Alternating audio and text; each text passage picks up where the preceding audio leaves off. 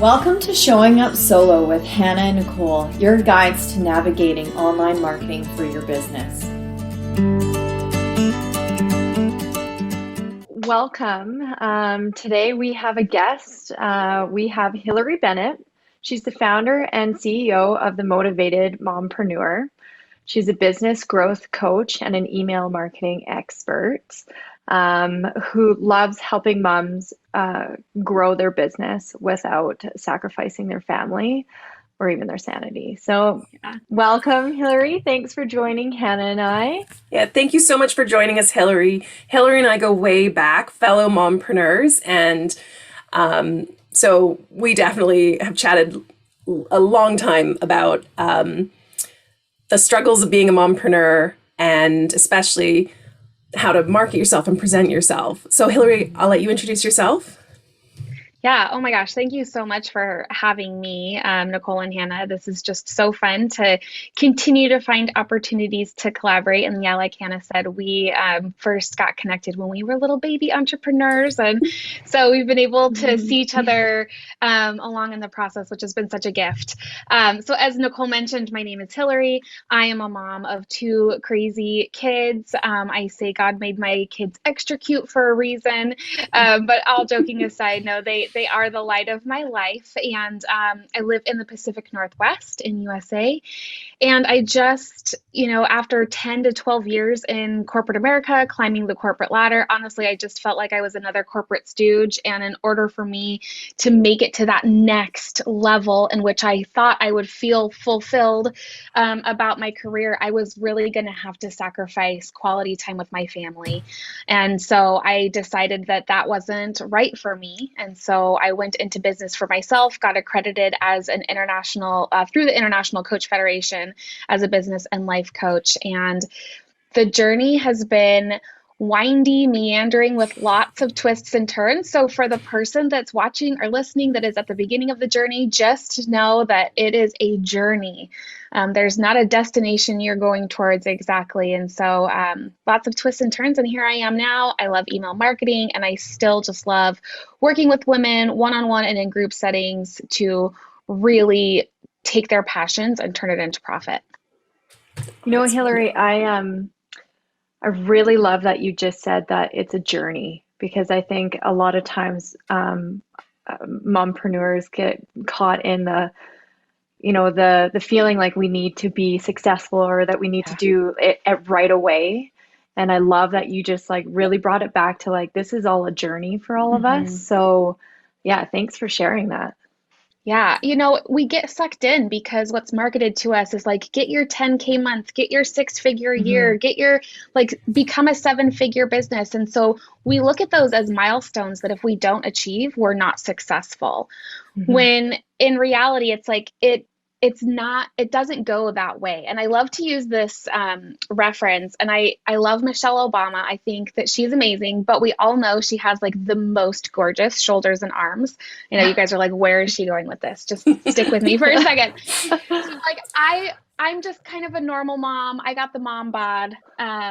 And I would love to have arms as beautiful and sculpted as Michelle Obama. And so if I were to share that goal with you all and say, I'm going to go to the gym today and I'm going to get Michelle Obama arms for myself. I'm going to do 100 push-ups and I'm going to curl 25 dumbbells. And you are going to see me next week with Michelle Obama arms. The both of you would look at me like I'm crazy, because we know that's not how it works. I would need to go to the gym and I would need to maybe do 5 push-ups from my knees. Let's be real. And over time, with consistency, I would be able to achieve that goal, but it's not going to happen overnight. And because of the way we're marketed to, and because of our intense desire and passion with the teensy amount of time we have to get there, we feel like it should be 0 to 100 right away. And we don't experience that. We beat ourselves up. We lose motivation. We get downhearted. And that spark and that passion seem to now feel like, oh no, I've made the wrong choice. I can't do this. But it is a journey, and it takes consistency over time for you to start to achieve some of the actual things you want to achieve, not necessarily the people trying to sell you stuff. So I'm on my soapbox right now. Sorry about that. No, but I love that, because it is true. I think especially as women and mothers, we feel like we have to be the best at everything we do, every single thing we try. It's like we have to prove it, right? If you're going to be a mother, you have to be the best mother. If you're going to be a mother and a business owner, you have to be both the best mother and the best business owner and best chef and, have the best body. Like, if you're going to do something, you've got to do it not just right, but you got to do it the best at the highest level, which is unrealistic. And I think it's safe to say men don't think that way. Men don't try to be the best. They just assume they are. Whereas women always assume they're not and that they can always do better. And someone said to me a while ago, like, if you do your best every day, that's exhausting. Yes. You should do you every day. And, the best is not like the line to the minimum requirement. It's the maximum requirement. Yes. Oh my gosh, Hannah, exactly. Because if we try to do our best every day, that is a one-way ticket to burnout. You will get there so quickly. So I love that you said that doing your best is like, that's the maximum. And so we do have to find ways in which we can kind of let go. And again, like, enjoy that journey. Because too, if we get so like tunnel vision, we might miss out on connections, collaborations, opportunities, and experiences that are on the periphery of what we thought was our main vision, that could just be either a complete detour or just a wonderful addition to what you're doing. And I personally don't want to miss out on those. So I have definitely been in that place where I've had tunnel vision. I have been in that place where I thought, if I don't get a 10K month, I am a failure. I mean, all of the things I'm telling people not to do, I have been there. That's why I can say, don't do it, because it's terrible. Well, to bring it back, I really liked how you said it's about consistency, because consistency reminds us that, it's not we don't need to achieve everything right now. It's the journey, like it's our ability to move through these situations and keep growing and be consistent rather than I need it to happen right now. Yeah. That's so true. Oh, we could talk about this for hours. But I don't want to waste our time with you, Hilary, because we have brought Hilary here today because she is an email marketing expert. And we know that you are all wondering, probably a little intimidated by the world of email marketing. I mean, there's a million platforms to choose from. Everyone's throwing out terms like lead magnet, freebie, lead generator, funnels. It can be overwhelming. Obviously, through the three of us, we know what those are now. Talk to me at the beginning of my business and I wouldn't have had any idea. Yeah. So to help save the people who are feeling a little overwhelmed by the concept, maybe Hilary, you could point out what you would say is like the minimum viable email marketing strategy for a new business owner. Absolutely. And honestly, even a more mature business owner doesn't need much more than the minimum viable email marketing plan. And so I'm going to kind of first just start off with, you've heard that email marketing is important, and it absolutely is. So just a couple of pieces of information of why it can be why it can be really important. One is that 95% of first impressions aren't ready to buy. So if you have a stellar audience on Instagram, Facebook, YouTube, like I don't care where it is, their first glimpse at you, they're not going to be ready to buy. And so you need to have a way to continue to connect with them on repeat. And email is such a great way to do that. So if now you have this ability to connect with them on repeat because you have their email address, you are able to connect with them in a way that isn't subject to an algorithm. So when you're on Facebook or Instagram or LinkedIn, there's an algorithm of who sees your information. And depending on what platform you're on, 2 to 5% of all of your followers are going to see what you post. So if you have 100 followers, that means only 2 to 5 of them are actually going to see what you post. Whereas if you send an email, all of them, unless you go to spam, but there's some ways around that. All of them will see your email. So the likelihood of you being able to connect with them repeatedly is much higher than simply a social media strategy alone. So I'm not saying like ditch all the other marketing strategies. I'm saying this is a really beautiful complement to all of the hard work and creativity and value you're putting out there already through social media, because I'm guessing you're doing that already. Or you're ready to do it. Maybe it's not quite as intimidating as email marketing. And then if you look at some of the stats about how many people have email addresses, how often they check their email, and whether or not they prefer to be contacted to buy through email or not, those stats are all in favor of email marketing. So I think it's for the kind of Gen X millennials, 98% of people have an email address. The majority of them, I think upwards of 70%, actually check their email every single day. And so it really just makes sense as a complement to your overall marketing strategy. But like we were talking about before, I don't want to have to do my best every single day. To be honest with you, I want to do my worst and still make a huge impact and make a lot of money, because I'm a multi-passionate mama. I want to do so many other things. I want to spend quality time with my kids. I want to read books. I want to cook. I want to go to yoga. I still want to make an impact. And let's be real, like I need to make some money. I don't want to have to be chained to my desk to do that. That's one of the reasons why I left corporate. So that's why we're talking about minimum viable email marketing. Like what can you do bare minimum and still have that impact? So there are 6 things that you need as a part of the minimum viable email marketing plan. And one is an email service provider. And I know you're going to hate me when I say this, but you need to pay for it. The free version of whatever you're on is if you are truly committed to building a business. Now, if this is more of like a side hustle or a hobby, totally cool. Maybe the free version will work. If you are wanting to grow a business that gives you financial freedom, you need to pay for your email marketing service. Period. The end.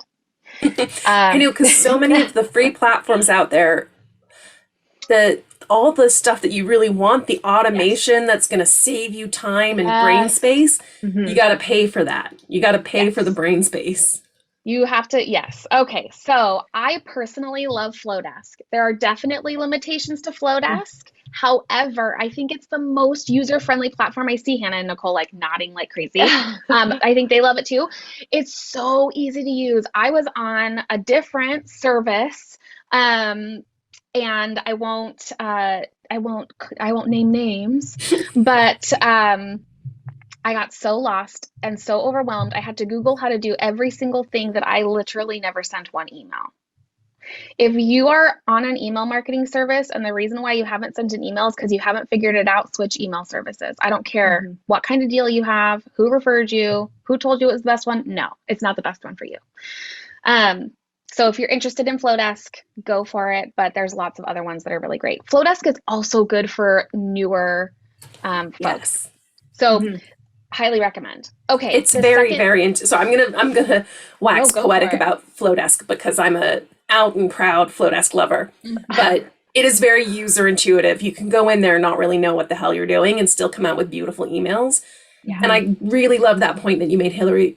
If you aren't using that platform, it's not the best platform for you. No. If you are not using it, it's a waste of money, whether it's the best, the shiniest, the highest performing, highest reviewed. If you aren't using it, it's not the right one for you. Yeah, absolutely. So find an email service provider that works for you. The second thing you need is a lead magnet. And Hannah mentioned this earlier in our conversation. A lead magnet is something that you can offer. It's something of value that you can offer in exchange for their email address. So these are like free downloads typically. But there's so many different options, and actually many people out there have 100 kinds of lead magnets as their lead magnet. Just Google it. You can find lists of all sorts of kinds of lead magnets. But here's what I want to say to you. It doesn't need to be this like amazing, super thought out, blah, blah, blah, blah, blah. Take half an hour, something that you are an expert at, and like get it into a lead magnet form. It should not take you that long because it needs to be something that you can do in your sleep. I can't, and that's why I'm going to pay you to help me do it. So it should be super easy for you. And you don't want to give too much away. You want to offer them a mini transformation because you want them coming back for more, but you don't want to give too much away. So what all of that means is don't fret over your lead magnet. Get something out there. And then you need a landing page. So here's what a landing page is. You go to a URL, the link in your bio, whatever, and it says, hey, I have this super awesome thing that's going to give you this mini transformation. Give me your email address and I'll send it to your inbox. I love the way Flowdesk does this because you can actually have a full URL page that can be your lead magnet. So if you don't have a website up and running yet, do not let that stop you. You do not need a website to have a business. So for all of you that are waiting to launch your business until your website is ready, just stop. There are some businesses that require that, like if you're actually like in retail, if you're a storefront. But for any online service providers, you don't actually need a website. So just stop making that excuse. I love you, but stop making that excuse. Flowdesk has like a full URL, so you can just use that instead. People rarely read, I don't know very many people who sit and read someone's entire website. Whereas if they've downloaded your lead magnet, they're going to read those emails. You can deliver them the exact same content that you would put on your website. Absolutely. Welcome sequence. Absolutely. And then you can save the work of the website for the time where you're so much more clear on what you're offering and you have the time and resources to have photos done and to have, unless you're, someone who actually creates websites, have someone help you create your website, right? For most people, those aren't their zones of genius. And so it takes so much extra effort to do it. And it costs a lot of money to have someone else do it. So just like put that on the back burner. Because you can have a landing page that has its own unique URL.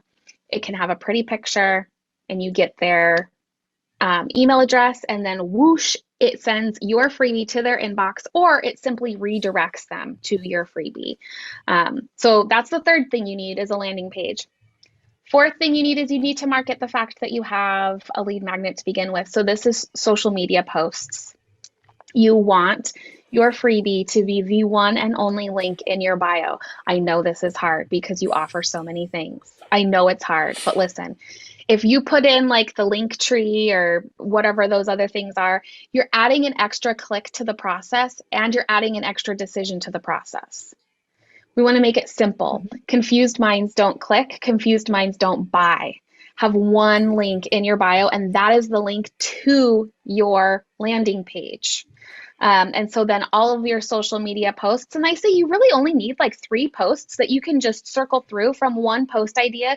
You can have a story, you can have a reel, you can have a carousel, don't worry about creating a whole bunch of stuff. Because remember, only 2 to 5% of your people are seeing this at any given time. Have a couple of really high quality posts. Yesterday, I got in contact with this amazing mompreneur. And she was trying to get her first client. And in her post, it said, for the first 2 people that share my account, I'm going to give you a free coaching session.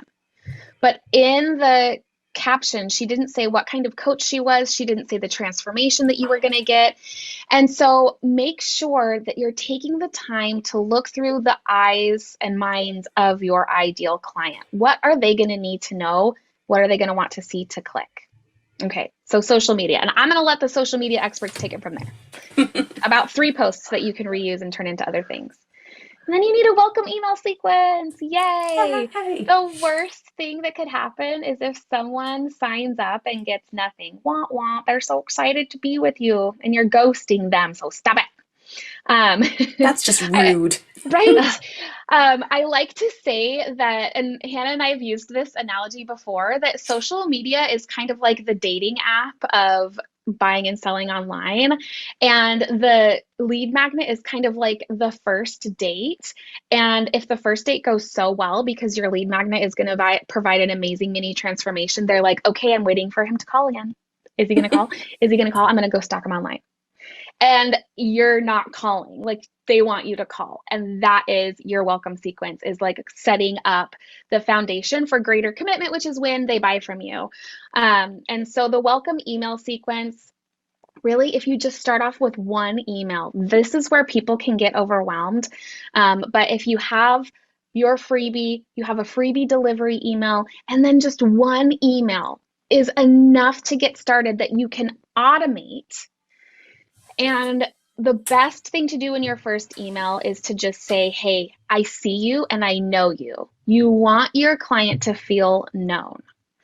If the idea of putting a welcome sequence together is totally overwhelming, which I can completely understand, I do have a digital product that if you go take a look at my stuff, you can buy actually a welcome email sequence template. So I literally give you word for word what my welcome sequence is, and I give it to you in an outline form. So you can copy and paste and just replace the words for what makes sense for you, but also you can see like what is an outline for every single, not just email, but like paragraph within my emails, and how can you kind of use that to the advantage to be able to really connect with your client. And then the last thing is an email plan. This sounds overwhelming. Honestly, the most overwhelming piece in this whole thing is that email sequence, that welcome email sequence, which is why I'm trying to give you that answer. The email plan is how often is it sustainable for you to show up in your people's inbox? Is it once a month? Is it once a week? Do not say that you're going to show up twice a week when you can't do that. We can start small. Remember, 5 push-ups from our knees. If that's once a month for you, awesome. That's once a month. In that very first email they get from you, say, you're going to hear from me about once a month. And then that's all you need to do. You would ideally grow that if that's what makes sense for you and your ideal client, but you can start small. And so looking at your email plan, what can I commit to? And what kind of value can I be serving my clients through my email? And it's going to be different for every single ideal client. But you want to be not just selling through email, but providing a lot of value. And then when it comes time to sell, they'll be like, oh yeah, of course. Click. So that's the minimum viable, goodness me, minimum viable email marketing plan. Yeah, and you can do it. I really enjoyed yours and Hannah's analogy of dating, because as soon as you simplify it like that, of like, you have your first date, and then you're hoping that he's going to call again, and then you're internet stalking, you're thinking like, yeah, like I am, like this is the way that the steps goes along the way. So instead of someone overthinking of like, I have to do so much, they're thinking about like building that relationship with their ideal clients. Yeah. They gave you their email address. They want to hear from you. They gave you their phone number. They want you to call them and book and get a date. Like, so if you're, and that's what I think some people get overwhelmed with too. They're like, I don't want to be annoying. They gave you their email address. And if you are annoying, they'll unsubscribe. And you give them that power. And so don't let that be emotional baggage that you're worried about, because they want to hear from you. And if they don't, they will unsubscribe. So you just keep giving your value and sharing your gifts with the world. And I love that we're talking about unsubscribes, because a lot of people think unsubscribe is bad. But unsubscribes are good. They tell you something important. They tell you that the kind of content you're putting out is not for them. And then you look at who's unsubscribing. Are they ideal clients or are they not? Why are they unsubscribing? And it's good information. Yeah. The less people you're like, again, come back to dating, right? You can't go on dating multiple people forever if you want to settle down and, have a long-term relationship, i.e. a long-term client service provider relationship, right? You need to find the right fit. You need to narrow down the playing field. And that's what unsubscribes do. It just says, we're not for each other. And that's okay. Honestly, unsubscribe rates are really low. I think that probably for every email I send, I maybe get one unsubscribe. I've never gotten more than 2 on any email. And that was even before I became really good at email. And so, again, I think it's something that people are worrying about because we have a lot of self-doubt and thinking traps that come along with being an entrepreneur, but it's okay. It's absolutely okay. And if you have 250 people on your email list, and you get one unsubscribe, you still have 249 people that want to hear from you and that you can provide value for. And depending on what you're selling, you may not actually be able to serve that many people anyways. We would like to get our businesses to the point where we can serve more and more volume, because that's where we get to make more and work less and make a bigger impact. But sometimes that's not the case. And so it's all about perspective. And that one unsubscribe is not worth your heartache when you have 249 people receiving your value. Well, I can think of a number of examples of when I've unsubscribed to someone's email list. I still had a connection to them through a social media platform. I just wasn't ready for their product or services at that time. Yeah. And then months down the line, I was like, I'm ready. And I went back to their website, signed up, and ended up signing up for their services. So I've done the same thing. Yeah. I just unsubscribed from someone today who I'd been on their list since last year, and it's just nothing to do with their emails or anything. I realized that their services didn't align with needs that I had. It didn't make sense. So I unsubscribed, because that'll help their delivery rates eventually, their open rates. Yeah. Because I realized I was just deleting the emails. And it wasn't anything personal. I didn't hate them or anything. I didn't think that their content was terrible. I wasn't their ideal client. And that's okay. That's fine. And I think you have to remember as well, people are super passive on their phones. If they're making the effort to click something and then to click and unsubscribe, that means that they have qualified themselves as not your client. That people who are angry tend to tell you they're angry, right? Well, and to your point, they're probably not even angry. And if you are an online service provider, wouldn't it be the worst thing in the world if you were providing free value to someone who was never going to buy? That's not how we make money, and it's not how we make an impact. And I always say the two, because I'm not here just to make money. I want to make a difference in the world. And we're not going to do that when we're not reaching the people that we're meant to reach. So, yeah. Yeah, it's like if you baked a batch of brownies for your neighborhood, right? And you gave every neighbor their brownies, but the one neighbor was gluten intolerant. And so you kept giving them the brownies, but they couldn't eat the brownies, right? Wouldn't you want to know? They'd feel bad, unless you're planning to make gluten-free brownies. It's okay if you don't make them the brownie every day. Yeah. Yeah, I love that analogy, actually. So, Hilary, you said there's a lot of mind traps that come up. I would love to dig a little bit deeper into that with the time that we have left. What do you think is one of the biggest mind traps that people get stuck in? So I think that, there's so many. Okay. I think one is that they can over personalize, especially when it comes to unsubscribes, thinking that what you're saying and doing specifically is having either an overly negative or positive impact on someone else, when it could just be my inbox is too full, I'm going to unsubscribe, or, whatever. If someone's unfollowing, it could have something that has nothing to do with you. And honestly, it likely has nothing to do with you. We are our own, we're in our stuff, right? And so we think everything has something to do with us, but most of the time it doesn't. And so that's kind of what I call over personalization, when we think that our influence is greater than it is. And so there's some freedom that comes along with that when you realize, okay, I can be me. I don't have to be worrying about making this humongous impact on another person that maybe I didn't intend. Because the world is a big, beautiful place with lots of beautiful people. And so I think that can be a thinking trap that people fall into.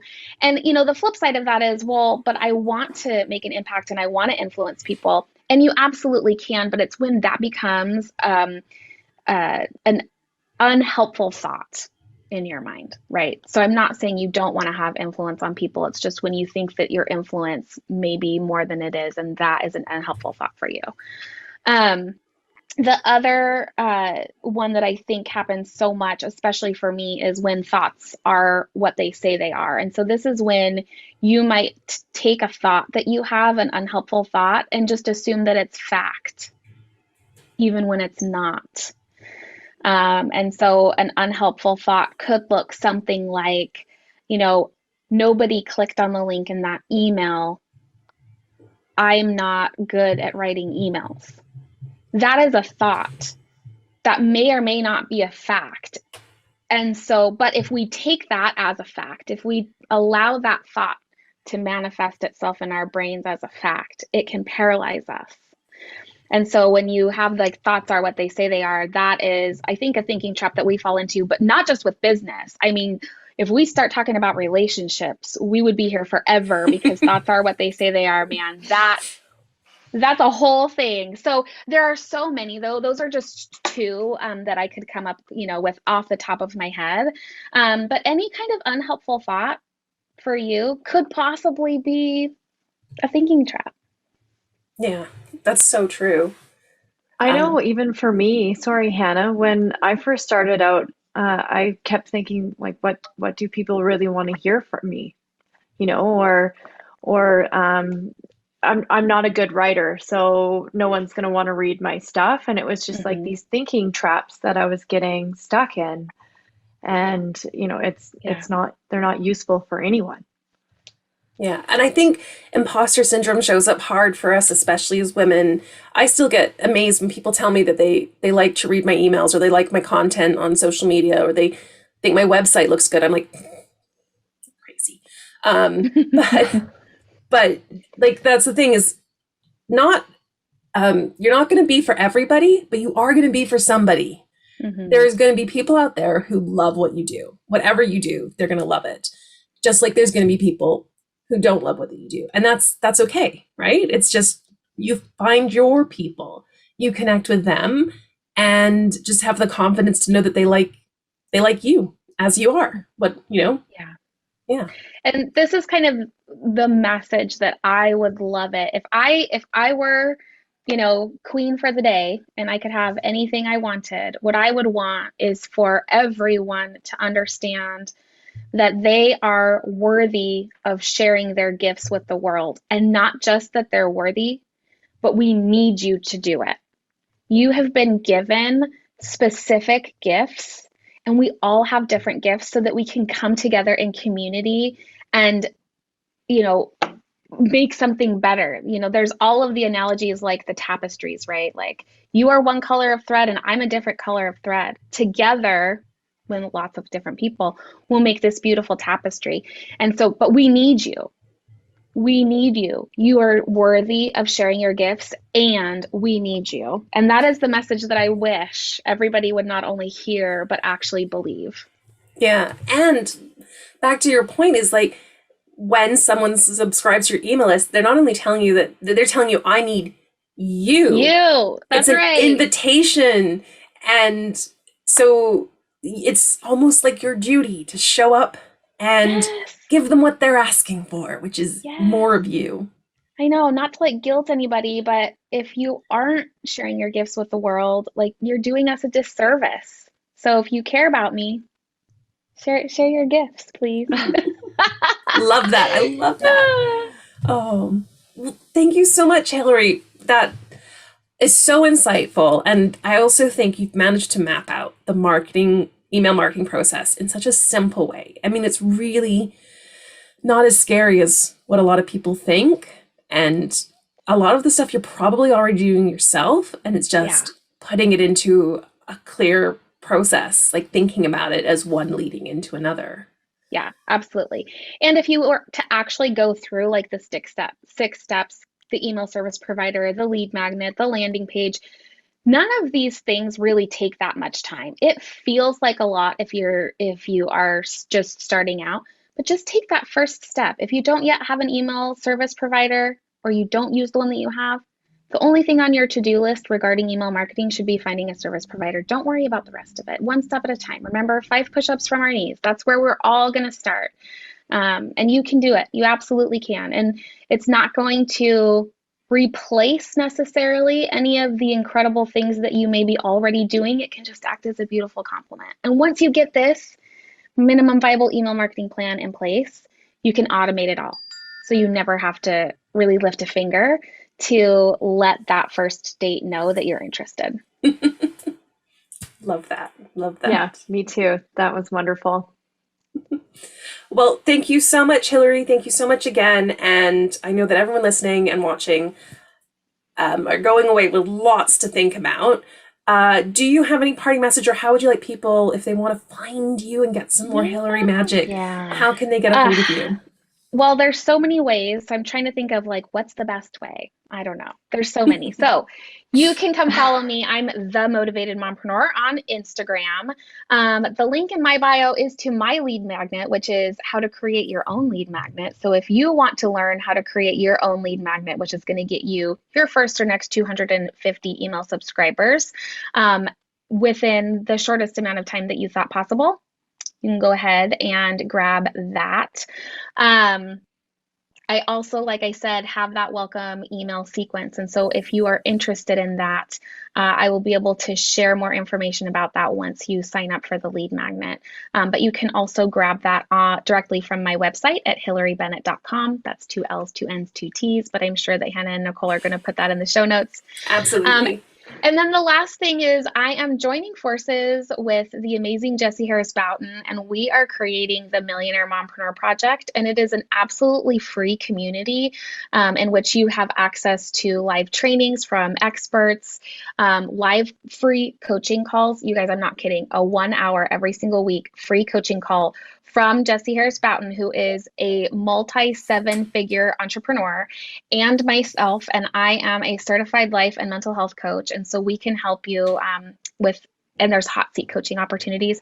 So if you want to join the Millionaire Mompreneur Project, go follow them too, because I'm hanging out a lot over there right now, and it's, I think, going to get cooler and cooler. So like I said, lots of things. Sorry, I already told you that a confused mind doesn't make a decision, and look at, I just gave so many options, but choose your adventure. Come hang out with me. We will put all those options in the show notes. And thank you so much, Hilary. Thank you so much. Thank you, Hilary. That was Oh my incredible. gosh. Thank you. Thanks for having me. It's such an honor to be on your show.